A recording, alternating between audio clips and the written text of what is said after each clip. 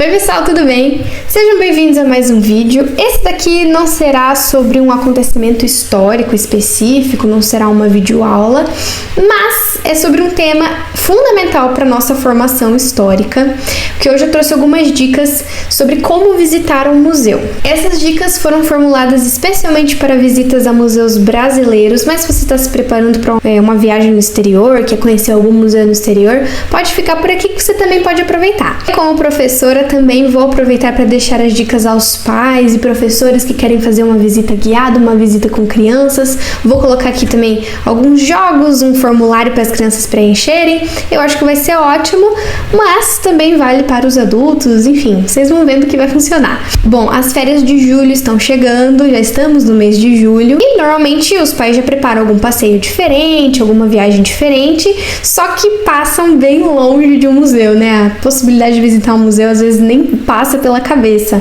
Ou você acaba visitando porque já tá dentro daquele roteiro padrão de viagem, mas passa olhando meio por cima assim, não tem nada demais. Ou às vezes você não vai viajar, mas tem um museu na sua cidade, só que você nem lembra que ele existe ou nem sabe que ele existe. E por que isso acontece? O museu é um local de preservação. O que nós, seres humanos, preservamos? Nós preservamos coisas que são valiosas pra gente. A roupinha do seu batizado, a roupinha do batizado do seu filho, o cordãozinho umbilical, o primeiro corte de cabelo, tudo isso tem valor. Mas se você parar pra pensar, são coisas que não têm valor nenhum. Que valor tem um cordão umbilical? Que valor tem um corte de cabelo? Nada, tem um valor pra você. O que acontece com o museu? A gente tem coisas lá que são valiosas para a nossa história, só que a gente não vê valor naquilo, porque nós não fomos ensinados a valorizar a nossa história. Eu já havia comentado sobre isso no meu Instagram, caso você não me siga, está aqui na descrição do vídeo. Uma amiga comentou que quando ela viajou para o Reino Unido, tinha um museu do Sherlock Holmes, e Sherlock Holmes é um personagem que não existiu, né? Não tem nada a ver com história, nada.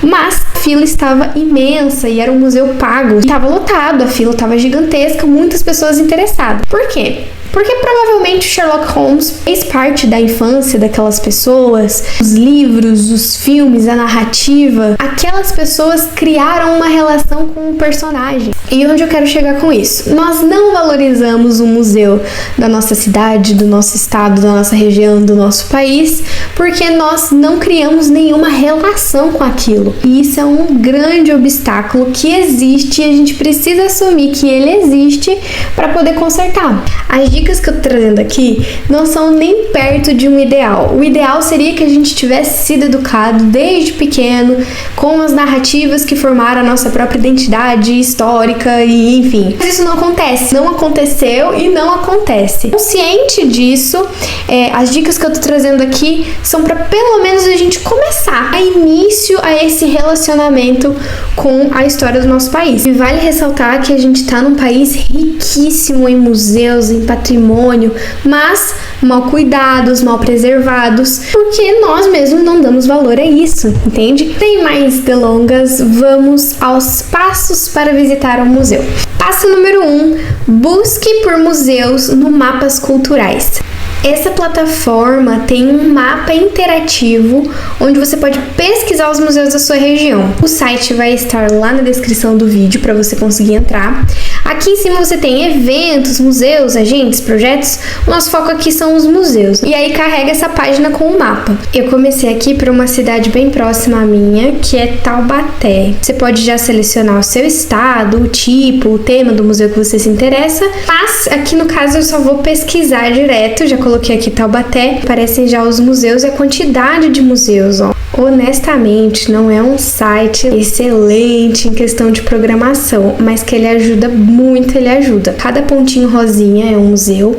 E aí, vamos supor que eu me interesse por esse Museu Didático do Corpo Humano. Aqui do lado a gente já tem um registro, já tem um tipo de museu, a tipologia do acervo, tem um endereço. Se você clicar, receber mais detalhes. Alguns estão mais completos, alguns menos. Se você já gostou desse museu, se você já se interessou, já tá querendo visitar, guarda essa página porque você vai utilizá-la na segunda dica. E a segunda dica é: baixe o roteiro de visita do museu. Esse daqui é um roteiro de 3 páginas, um arquivo que está no Drive, vou colocar o link ali embaixo para você fazer o download. E ele é mais interessante para as crianças, elas que gostam mais de pegar e começar a preencher, fazer a pesquisa e tal. Então você pode utilizar tanto com seus filhos ou com seus alunos. De qualquer forma, essas informações são necessárias para você, adulto, também já conhecer e criar esse relacionamento que eu tava falando antes. O foco é na pré-visita e depois no pós-visita. Durante eu só coloquei algumas recomendações que eu vou comentar depois, porque eu também não quis fazer uma atividade muito direcionada no momento da visita, que as crianças pudessem olhar o ambiente, realmente conhecer a história, se envolver com aquilo lá e não ficar presa ao papel buscando preencher uma tabela. Esse roteiro dá um sentido ao passeio e também fica um registro fofinho, né, pra você guardar lá do seu filho. Então vamos à dica número 3, vamos fazer a pré-visita. Nisso nós temos os dados principais: nome do museu, endereço, data da visita, e aí vamos para o número 4, que é o tipo de exposição, se é uma exposição permanente ou se é uma exposição temporária. Mesmo os museus permanentes costumam reservar algumas salas para exposições temporárias. É bom saber se haverá alguma no dia que você for visitar e o que será exposto. Certas exposições fogem da essência do museu e algumas também não são adequadas para as crianças, então dá uma pesquisada antes e aí depois você confere se tá tudo certo. E marca aqui também, se é permanente ou temporário. Depois nós temos, número 5, a natureza administrativa. Quem cuida desse museu? É um museu municipal, estadual? É uma entidade religiosa que cuida? Saber quem cuida desse museu, por quem ele é assistido, quem são as pessoas responsáveis por ele. E já tendo essa informação, você consegue analisar como esse trabalho está sendo feito. O 6 é o tipo de acervo. Há diversos tipos de acervo. Eu coloquei aqui pouquíssimos em comparação ao que a gente tem. No 7 nós temos o ano de inauguração. Responder isso aqui já nos traz várias reflexões. Primeiro, a partir de quando foi considerado necessário preservar os objetos, os artefatos desse local? Ou, a partir de quando esse local deixou de ser um local usual, onde pessoas trabalhavam ou faziam qualquer outro tipo de atividade, e passou a ser um local preservado, passou a ser um patrimônio? Por que ele se tornou um patrimônio? Parece insignificante, mas considerando que a história do Brasil muitas vezes está com uma roupagem política, é uma coisa interessante de se analisar. Entrada gratuita, sim ou não? Isso aqui é importante para os pais ou responsáveis. Muitas vezes o museu, se ele for pago, talvez ele pode não aceitar cartão, não aceitar Pix, então dá uma olhadinha nisso. Número 9, o museu se encontra em uma construção histórica. Grande parte dos museus brasileiros são locais históricos e aqui você já pode conduzir o imaginário da criança. Pensa que ela está sendo preparada para conhecer um local onde as pessoas viviam de uma maneira completamente diferente da dela. Para os adultos, você pode compreender a aura daquele lugar. Por exemplo, o Museu Anchieta, que era o pátio do Colégio Jesuítico de São Paulo, construído para ser o núcleo de formação e catequização dos indígenas. Quantos indígenas não passaram por esse colégio? Eu ouço gente dizer que quando visita o museu consegue sentir a alma de São José de Anchieta, do Padre Nóbrega, andando ali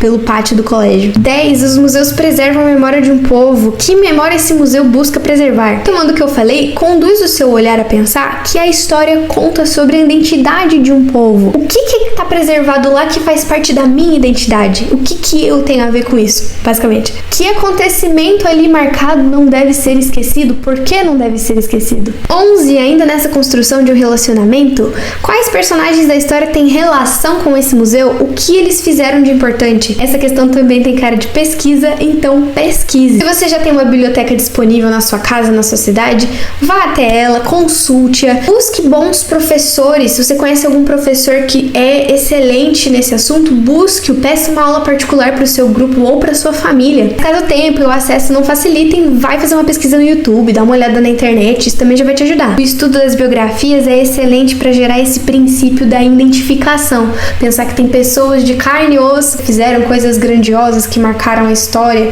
Então é uma forma de inspirar os próprios, né? Os gregos já faziam isso com os heróis, então a gente também tem que buscar os nossos heróis. Continuando a pré-visita, nós temos o 12, 13, 14 e 15. Tem visita online, acervo online, site, o mapa do museu está disponível na internet. Pode parecer que pesquisar essas informações estraga o passeio, e aqui eu não tô falando para os pais e professores pesquisarem, mas eu estou falando para as crianças sentarem e pesquisarem também, conhecerem também. Isso pode parecer que estraga o passeio, mas é completamente o contrário. Isso gera uma ansiedade. O acervo torna-se uma coisa familiar, ainda mais porque você já já conheceu as pessoas, já conheceu as biografias, conheceu o local. Então agora conhecer o acervo vai fazer com que você realmente relacione todas essas coisas. É uma coisa que dá vontade de encontrar pessoalmente. A criança acaba se sentindo um detetive mesmo, um pesquisador, um arqueólogo. E isso aqui tem outro benefício. Conhecendo as salas, conhecendo o acervo, você corre menos risco de perder algo no dia da visita presencial. Por isso que o número 16 é: após a visita, escreva 5 coisas que você gostaria de ver na sua visita presencial. Fim do formulário pré-visita, agora vamos para a dica número 4. Aproveite a sua visita. Se você não encontrou o mapa do museu previamente na internet, vê o mapa do museu lá no dia, tira uma foto, aí você tem certeza de conferir todas as salas. Verifica se tem visita guiada, se tem algum monitor para te ajudar. Se não tiver, ver se os seguranças, os moços que ficam lá parados nas salas também conhecem coisas. Às vezes eles ficam meio acuados, mas se você perguntar, eles conhecem detalhes sobre as obras, sobre o acervo, sobre o próprio prédio que ninguém conhece. Busque as 5 coisas que você gostaria de ver pessoalmente, que você já pesquisou antes, e também anote mais objetos. Fim da visita, vamos ao formulário pós-museu na nossa dica número 5. Analise a sua experiência. Novamente, o relatório é mais legal para as crianças, eu sei, mas essas questões são interessantes para você conversar com o seu parceiro de visita. E caso você seja um pai ou um professor guiando um grupo, use essas questões como uma roda de discussão para vocês irem conversando. A primeira pergunta é: o que você aprendeu com a visita? Você aprendeu alguma coisa ou você não aprendeu nada? O que você gostaria de ter aprendido que você não aprendeu? E logo em seguida, o que você faria para melhorar o museu? Se você quiser, você pode ir para as próximas para refletir um pouco essa segunda. 3. Qual é o estado de conservação dos objetos? Se está muito bem conservado, se está péssimo. O local e os objetos estão bem organizados? Sim, consegui me encontrar muito bem. Não precisei de ajuda? Não deu certo. E se a visita foi monitorada e se foi boa a atuação do monitor ou não, se estava difícil de se organizar, estava difícil de se encontrar.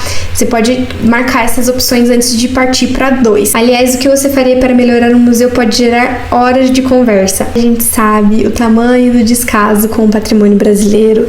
Também não tiramos nossa culpa, mas tem ali a natureza administrativa que vocês já pesquisaram na pré-visita, então vocês sabem quem cobrar também. Mas principalmente não só a quem cobrar, mas você, sua família, o seu grupo, sua escola podem pensar em ações para melhorar esse museu. Ajudar na preservação, no acesso, na divulgação, na estrutura mesmo, talvez na limpeza. Então, entende? Essas ações podem ser grandes movimentações sociais, mas podem ser uma mera limpeza. Aqui a gente já pode se estender para patrimônio público, quantas praças, estátuas, monumentos, prédios tão importantes que estão lá pichados, sujos, descascando, enfim, né? Para terminar, nós temos: esse museu conserva bem a memória de um povo? Sim ou não? Também dê uma nota de 0 a 10 ao museu e desenhe o objeto mais significativo do acervo para as crianças. Esse final é excelente para fixar o conteúdo. Então, como eu falei que eu não queria nenhuma ficha para eles ficarem preenchendo durante a visita, para eles realmente observarem tudo,